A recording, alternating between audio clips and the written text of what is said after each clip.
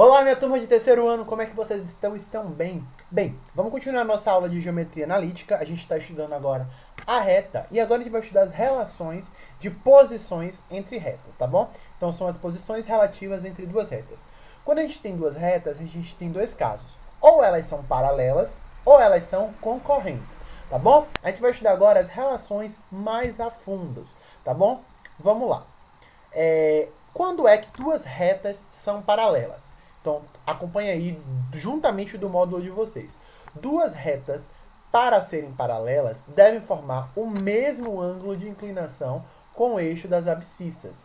Tá bom? Então aqui eu tenho a reta R, de equação reduzida y igual a 2x mais 3, e a reta S, de equação reduzida y igual a 2x menos 7. A gente já sabe, ó, que o coeficiente angular de uma reta é dado pela tangente do ângulo de inclinação dessas duas retas. Ou seja, para elas serem paralelas, o coeficiente angular das duas precisam ser iguais. Então, observe aqui, ó. Lembrando que o coeficiente angular, quando a gente tem a equação reduzida de uma reta, vai ser justamente o que vai estar aqui na frente da minha incógnita x. Então, o que está na frente do x vai ser justamente a tangente do ângulo de inclinação, ou seja, o coeficiente que a gente costuma chamar de m. Então, observe aqui, ó, o coeficiente dessa reta y é 2, e o coeficiente dessa reta x aqui, ó, dessa reta s, desculpe, é 2 também. Portanto, a gente pode dizer que essas duas retas, elas são paralelas. Existem outros casos também de retas paralelas. Por exemplo, se a gente tem duas retas aqui que são paralelas ao eixo x, ao eixo horizontal. Então a gente sabe que o coeficiente angular dela vai ser zero porque ela não vai ter ângulo de inclinação, tá bom? Continuando, quando é que duas retas são concorrentes? Então vamos lá. Duas retas são concorrentes se o ângulo de inclinação delas, ou seja, o coeficiente angular, não são iguais. Então observe aqui, ó. Essa reta R aqui tem a equação geral 2x mais 4y igual a 7. Para a gente achar a equação reduzida, você lembra como é que faz? A gente isola y. Quando a gente isola y, turma, observem aqui, ó, essa expressão aqui, a gente vai achar que o coeficiente angular é menos meio. Então, observe, da reta R, quando a gente isolou y, nós achamos que o coeficiente angular é menos meio, e a reta S, que tem o coeficiente angular menos 2, é diferente do coeficiente angular da reta R. Portanto, são retas concorrentes. Nesse caso aqui, a gente consegue visualizar já que são concorrentes oblíquas. Ou seja, elas se tocam formando um ângulo diferente de 90 graus. A gente vai ter uma outra relação que vai nos ajudar a perceber se essas duas retas são perpendiculares ou não. Então, observe aqui, ó, vou fazer a leitura junto com vocês. Observem as retas R e S na figura a seguir.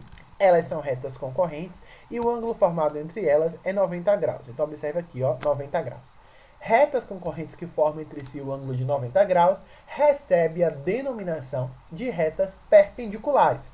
Assim, as retas R e S são retas perpendiculares. Agora vamos estudar as relações entre elas. A reta R é definida por uma equação reduzida, escrevi aqui uma equação em termos de incógnitas, tá bom? Pelo um coeficiente, tá bom? Mais um coeficiente linear. Então, M aqui é o coeficiente angular e N aqui é o coeficiente linear. Já a reta S também tem um ângulo de inclinação, então ela vai ter o coeficiente angular dela e também tem o coeficiente linear.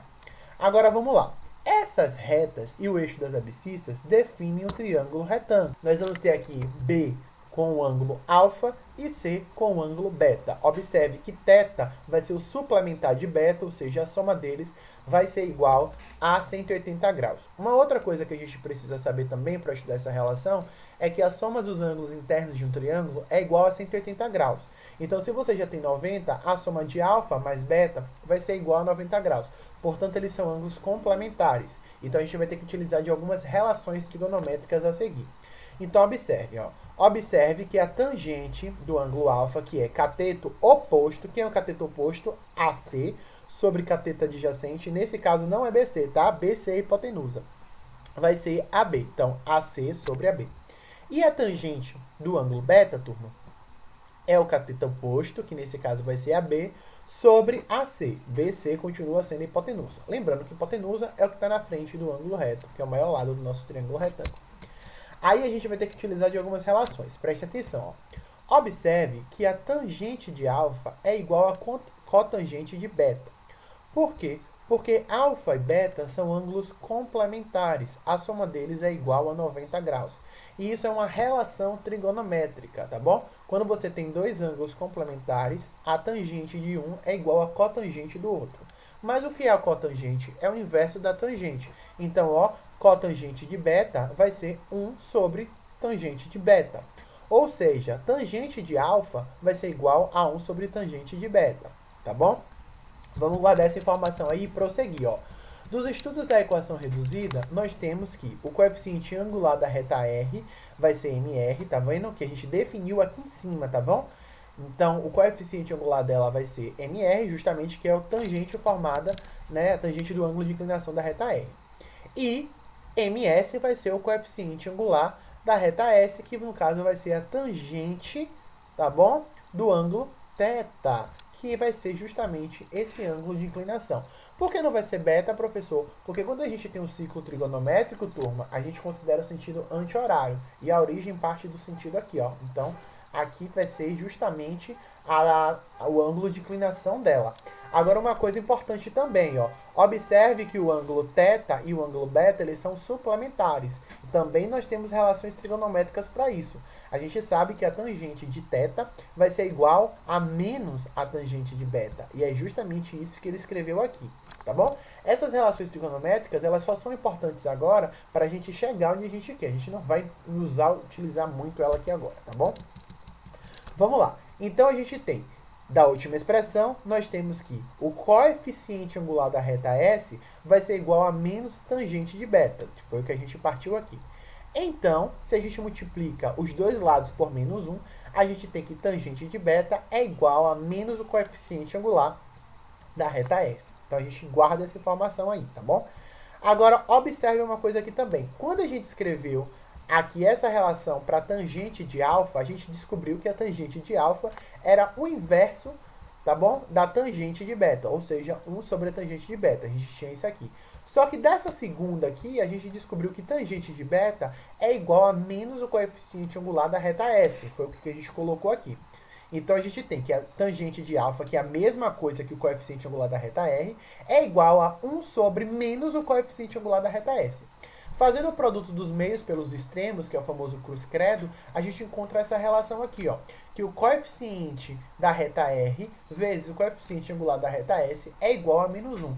E isso que vai ser a condição para que duas retas sejam perpendiculares. Se a gente multiplica o coeficiente angular de uma pelo coeficiente angular da outra, encontra igual a menos 1. Então, para duas retas serem perpendiculares, tem que obedecer essa relação. Então, vamos lá, recapitulando. A gente tem que, para duas retas serem paralelas, o coeficiente angular delas precisam ser iguais. Para duas retas serem concorrentes, o coeficiente angular delas tem que ser diferentes. Caso elas sejam perpendiculares, o produto do coeficiente angular de uma vezes o coeficiente angular de outra tem que ser igual a menos 1, tá bom? Vamos aproveitar o momento e falar da interseção de duas retas, né? Duas retas concorrentes, elas têm uma interseção em um único ponto. Então, observe aqui, ó. Eu tenho uma reta y de expressão 6x mais d e uma outra que tem a equação ax mais b. Elas se intersectam nesse ponto xy aqui. Para a gente achar o ponto de interseção entre essas duas retas, a gente precisa fazer um sistema, tá vendo? Com as duas equações reduzidas. Quando a gente resolve esse sistema de equações, a gente acha um valor para x e um valor para y. Esse valor que a gente encontrar vai ser justamente o valor das coordenadas do ponto de interseção. Falando de mediatriz de um segmento, vamos ler aqui, ó. Na imagem abaixo, temos o segmento da reta AB, que é esse de vermelho, representados pelas ruas XQ e 3, que fica em Brasília. E nós temos também, perpendicular a esse segmento, uma outra reta, que é essa aqui, CD, tá bom? Que está representada por esse segmento CD aqui, que é da rua XQ3. Vamos lá, vamos entender o que é a mediatriz. Dizemos que a reta R, que é essa reta R aqui, ó, que a gente definiu como a linha azul, então essa que está aqui tem CD, é a mediatriz do segmento AB. A gente já estudou um pouco de mediatriz. Dessa forma, dado o segmento AB, denomina-se a mediatriz. O que é uma mediatriz? É a reta que é perpendicular a B. Então, a gente tem essa reta aqui, que era a reta formada pelo ponto C e D. Ela é perpendicular a B e ela passa justamente pelo ponto médio, o ponto que divide o segmento AB no meio. Então, isso aqui, essa reta aqui vai ser a mediatriz. Como consequência do conceito de mediatriz, temos que qualquer ponto da mediatriz de um segmento AB, então qualquer ponto dessa mediatriz tem a mesma distância para AB. Então, se eu pego um ponto aqui e meço a distância até A, esse ponto tem a mesma distância até B. Essa foi a aula de hoje, é uma aula bem tranquila, bem suave. Na nossa próxima aula, a gente vai fazer uma aula de exercício para praticar esses assuntos que são bem tranquilos, tá bom? Beijão, qualquer dúvida, eu tô aqui no canal e também tô lá na plataforma, ok? Beijão e até a próxima aula. Fique em casa.